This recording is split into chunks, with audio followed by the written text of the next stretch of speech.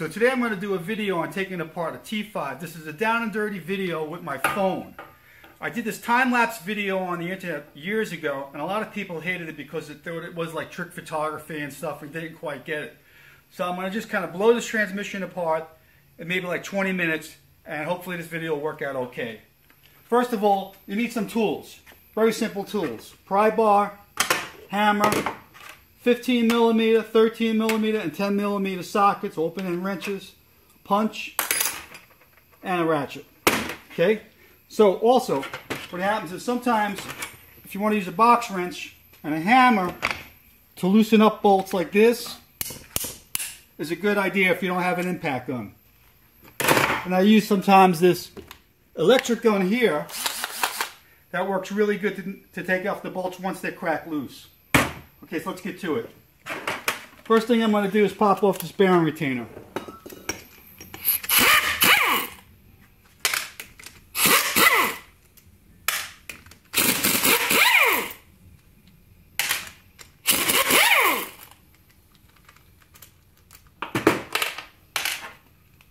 Take your pry bar, get it in there, pry against the case. Now this is a brand new transmission, so it's not dirty or anything, and sometimes the sealer on the new transmissions is still actually wet. Bearing race, shim, input shaft. Also, this piece over here you got to take out because you got to access this bolt over here, and that's in the way. I use an adjustable wrench. Take it out like this.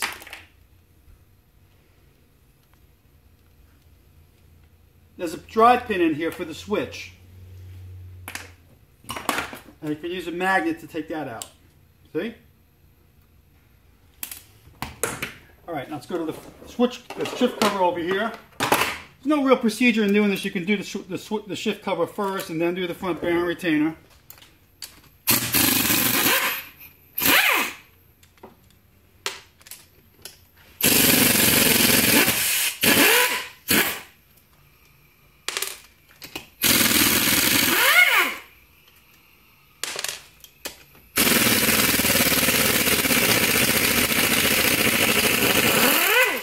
Like I'm going to need more air pressure, huh? Same thing, use a pry bar, kind of get in here and pry against the case like this. Pop that off. Now if you can see inside over here with this yellow, this actually blue inspection mark, there's a pin. And you want to knock that down like this.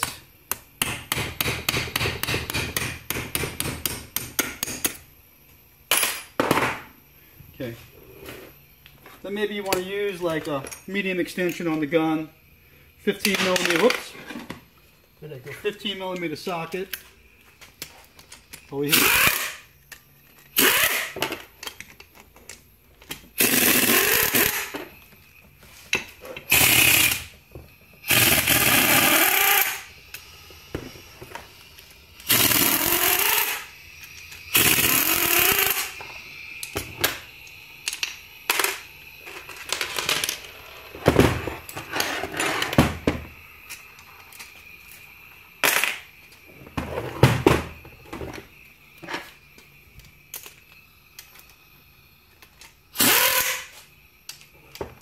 Last one's on the bottom.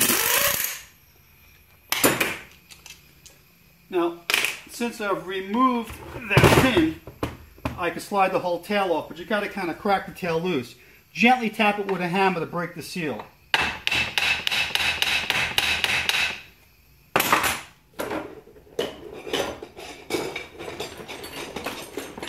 And it's always good to have a little crappy screwdriver that you grind to pry in to get into things.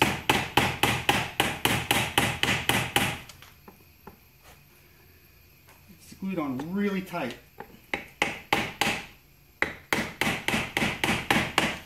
Oh. There we go.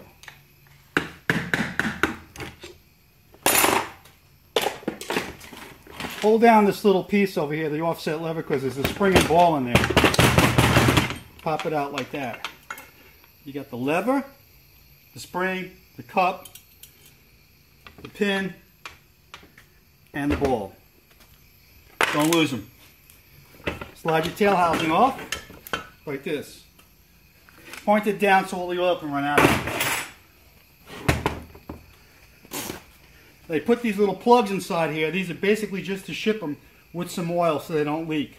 And they're full of grease. You don't really need this to put the unit back together again. Last piece on the cover we want to do now is the top cover. This is a 10 millimeter. These are your dowel bolts, very important, don't lose them.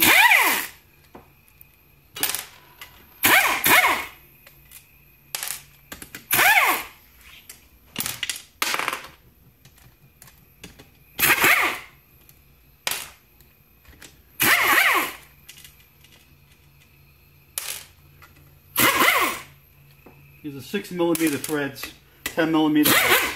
10 millimeter heads. Okay. So we're taking off 1, 2, whoop, got one more over here.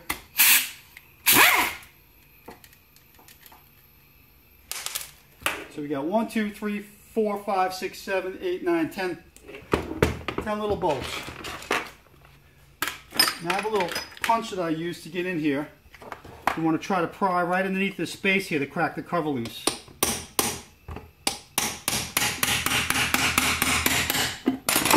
You want to break the seal. Again, they use that RTV sealant or the silicone sealant. And they'll even use this little pry bar. Just like that. Just to crack it loose. Now what happens is you got to move this forward like this to take that out. Just like that. Okay, since we took the input shaft out, now we can flip this whole thing over like this.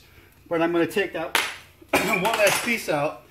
Now it's a good idea to support this before you hit it with a socket or something. So I got a little long socket. I put it kind of down like this, so that's not even too long. Let's see if I got something else here. Let's see. It's longer. Put that here like that. You want to punch it through. I'm doing this so I don't bend the rail. It takes a little bit to get it started, but it'll come out.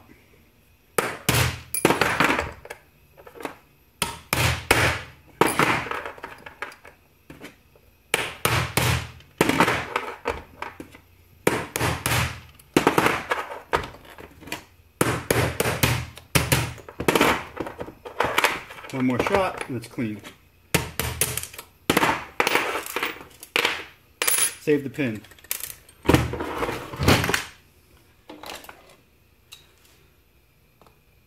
You're going to use this little clip over here. They're called true arc rings. So you kind of have a true arc plier, or you can use a regular snap ring plier. And then you want to use 2 methods of prying this up together like this. Just like that. This speed assembly comes up with the fork, 5th gear, with the synchronizer ring.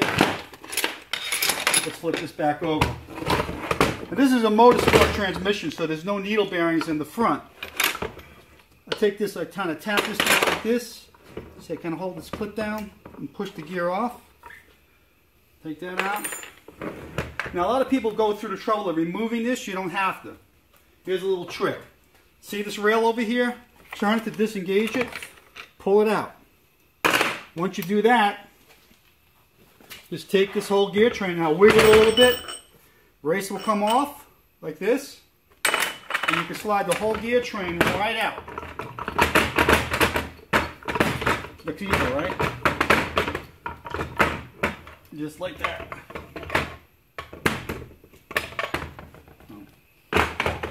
So, take out the idler and the spring. Put that there. Now, if you're just rebearing the box and doing synchronizers, you can leave the cluster in the case. But it's a brand new transmission. Listen to this. Hear that? Bearing's too loose, it's not preloaded correctly. So I'm going to take this out anyway and reload it. But let's get this main shaft apart first. So here's some tricks. Got to have a good pair of snap ring pliers to take the rings off. Problem is that sometimes they put the rings in backwards and you can't get them off the gears. Well, off the shaft. So this ring looks like it's in the proper position. You don't want to overstretch the rings if you want to use them over, but I recommend using new rings all the time. Take the rear one off, take the front one off. Even though you can't get it past the bearing, take it off. Like this.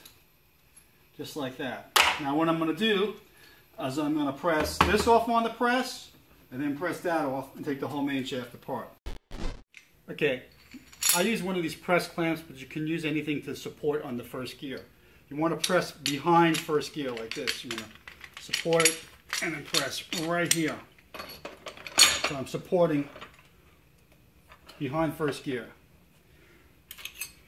I got one of these cheapo presses from Harbor Freight. They're like $99. You can see mine is really beat up.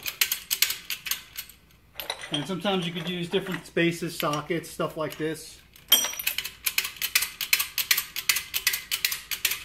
Now the reason why I'm taking this apart is because I got to switch out the shaft to an older style shaft on this particular build. We're just going to take this apart.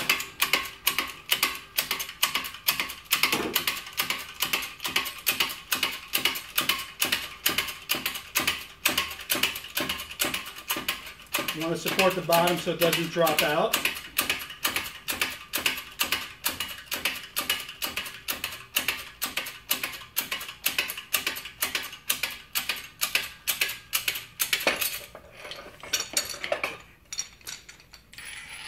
So this takes off the fifth gear, the rear bearing, the first gear,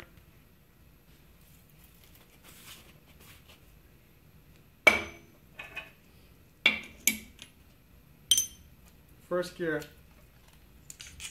roller bearing, synchronizer ring. Now there's a little bearing here you don't want to lose, okay? That'll come off. So sometimes you can go like this and it'll pop out. If it doesn't, it'll probably stay in there, but you don't want to lose it. Now you want to press, supporting this. Usually I flip them around if I can. And I try to get behind the synchronizer key rings, or rather the synchronizer teeth. So you don't want to press behind third gear because it's really a sharp edge and usually you'll crack the teeth. So pull it off from the synchronizer teeth instead.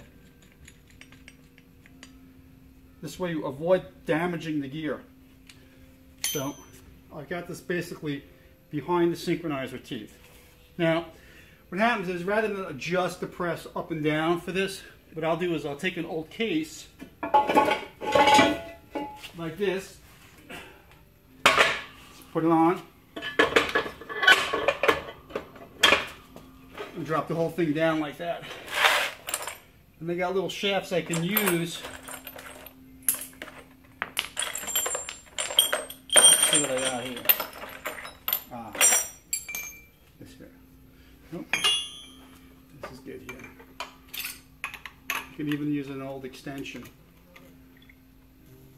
There we go.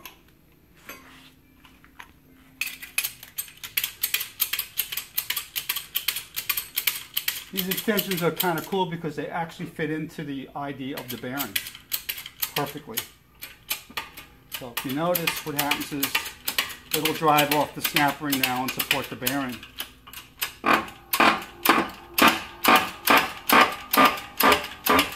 Now other main shafts don't have this, they have just the needle bearing. Whoops. So you got the 3/4 assembly. Okay. And we'll take all this other stuff off.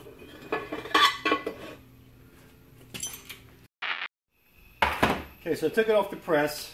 I got this piece behind the gear, third gear, and that comes up holding third gear. The synchronizer ring, the spacer. Let me put this down here. You don't want to lose these little spacers. So you got the synchronizer ring for third speed gear. The needle bearing is in there as well. And the third gear, let me just remove the clamp. That's that. Now, you got the second gear thrust washer here and snap ring. You got to get that off. Take that off. Second gear that's going to come off. Again, this thrust washer, bearing, second gear.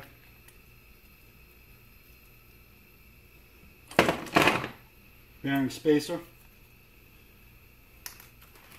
And they got these little spiral lock rings, they're called, underneath here. You got to use them with a screwdriver and kind of catch the edge. Oh look, remember that little ball I was talking about? It came off in my hand. See that? Okay. So these little spiral locks you got to kind of catch with a screwdriver. And then kind of like, I don't know if you could see it, I'm going to come over here. It's kind of the technique I use. I kind of get it and I flip under it and I hold it underneath and then kind of peel it up like this. These are kind of sharp, so be really careful. These can bend, and I always recommend putting new ones in. You know, if you're getting a rebuild kit, most kits should have these in there. But the only way to really get them out is to just pry them out like this. And you know, you don't want to slice your fingers up either, because I have done it many times. Once it's up, you can actually grab by the synchronizer ring, pull it all up like this, see? There it goes. Got the synchronizer ring, the cone, thrust washer, and the spiral lock. Now all you have left is the slider and the keys and springs. Never try to take this hub off. It's not supposed to come off. Okay, if you want to take the slider off, pop it down. Make sure the keys don't go flying and you lose them.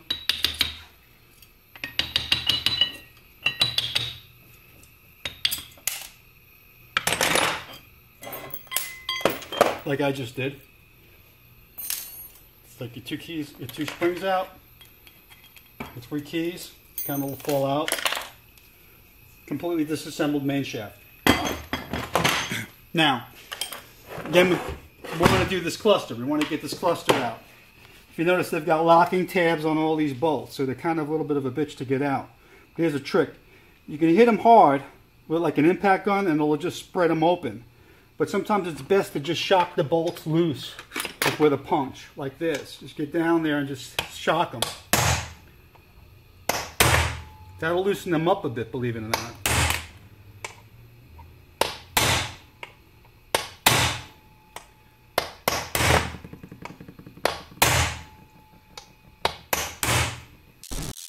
Once you shock them, you can actually use the gun to spread the tabs loose.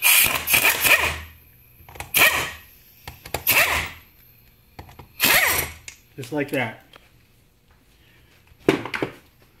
Underneath here, you're going to find, obviously, the plate, the shim. You don't want to lose this.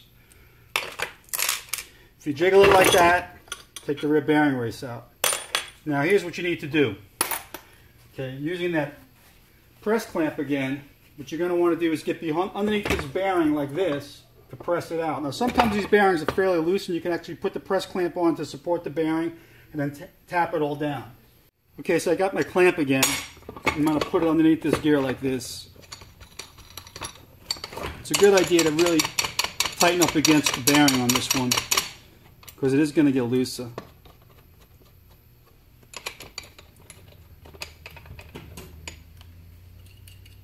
What I'm going to do here is just going to tighten as much as I can. Now again, you can try to get this loose, but just by whacking on it, the shaft, with a hammer, you know, obviously something over it so you protect it. Like for example, you can go like this, just as long as you've got to be centered in the hole so that you're not smashing the front bearing down on anything. So you can take, let me go get this.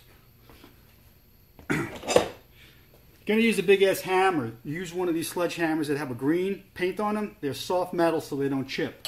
So you can put it on here like this and tap it down. I don't really like doing that, so I'm going to put this back on the press.